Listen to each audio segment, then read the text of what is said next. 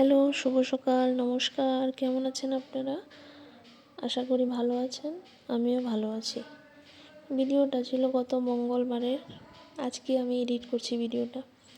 তো ফেসবুকে এসে কিছু লোক আমার ভিডিও দেখবে, আমার প্রোফাইলে ঢুকবে।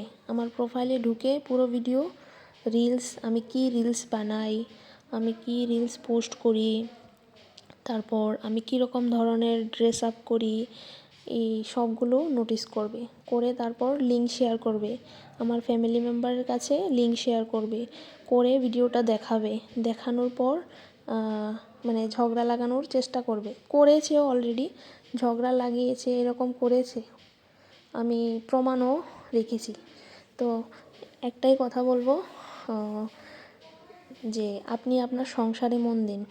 আপনারও একটা ছেলের বউ আছে, আপনি আপনার সংসারে মন দিন। আর এইগুলো করে না কোনো লাভ নেই। ভগবান, আপনি যাই করেন ভগবান কিন্তু দেখছে।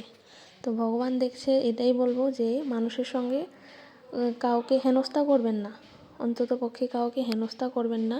হেনস্থা করে মানুষকে আপনি খুশি পাবেন, এখন খুশি পাবেন, কিন্তু পরে আপনাকে শাস্তি পেতেই হবে। তো এটাই বলবো যে এইসব করবেন না। তো এইসব কথা বলছি কারণ আমার সাথে এটা হয়েছে।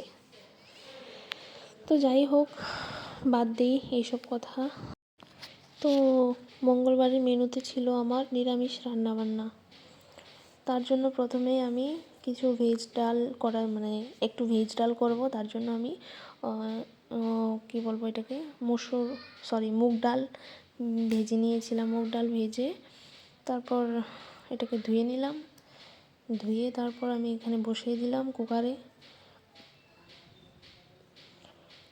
বসিয়ে তারপর আমি দিয়ে দেবো হচ্ছে একটুখানি নুন, তারপর শুকনো লঙ্কা না, কাঁচা লঙ্কাটা আমি পরে দিব, কারণ প্রথমেই দিলে এটা হয়ে যাবে, মানে ঝাল লাগবে। তারপর এখানে আমি দেখাচ্ছিলাম হচ্ছে কিছুটা পরিমাণ আমি শসা আর তিত করলা কেটে রেখেছিলাম, যেটা আমি ডালে দেব তার জন্য।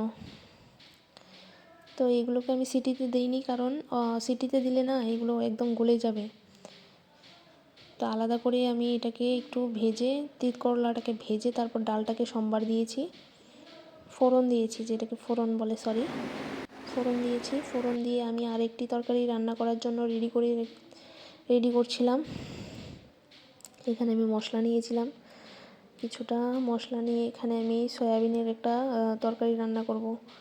এটার জন্য আমি সব প্রিপারেশন করছিলাম। তো মশলাটাকে আমি গ্রাইন্ড করছি এখন। গ্রাইন্ড করার পর আমি ফোড়নে দিয়ে দেবো মশলাটাকে।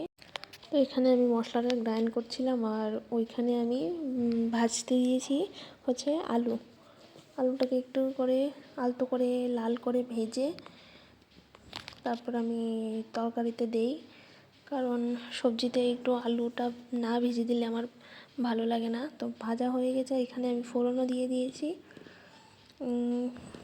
ফোড়ন দিয়ে আমি নুন লঙ্কা সব দিয়ে তারপর আমি হচ্ছে গিয়ে মশলাটাকে কষিয়ে ভালো করে কষানোর পর দিয়ে দিব হচ্ছে, এখন আমি যেই সবজিগুলোকে ভিজিয়ে রেখেছিলাম ধুয়ে আর একটু পরিষ্কার জলে, সেই জল থেকে উঠিয়ে আমি সবজিগুলোকে দিয়ে দেব কড়াইতে। দিয়ে হচ্ছে এগুলোকে ভালো করে কষাবো। কষানোর পর হঠাৎই আমার মনে পড়লো আমি তো সয়াবিনই ভিজাইনি, যেটা দিয়ে আমি তরকারিটা রান্না করব সেটাই আমি করতে ভুলে গেলাম। তো তারপর আর কি সয়াবিনটাকে আমি ভিজাতে দিয়ে এখন আমি সাইডে এখানে দেখো আমি আমার যে রান্নাটা বসিয়েছি সেটাকে কষাচ্ছি। তো এখানে আমি ভিজিয়ে দিচ্ছি হচ্ছে সয়াবিন। তোমাদের কার কার পছন্দ সয়াবিন কমেন্টে লিখে যেও। তো এখানে আমার রান্না বসিয়ে তারপর আমি চলে আসলাম ওপরে, যে কাপড়গুলো আমি শুকাতে দিয়েছিলাম সেই কাপড়গুলো নিতে। তো আজকের জন্য এইটুকুই ছিল। চলো, বাই, টাটা।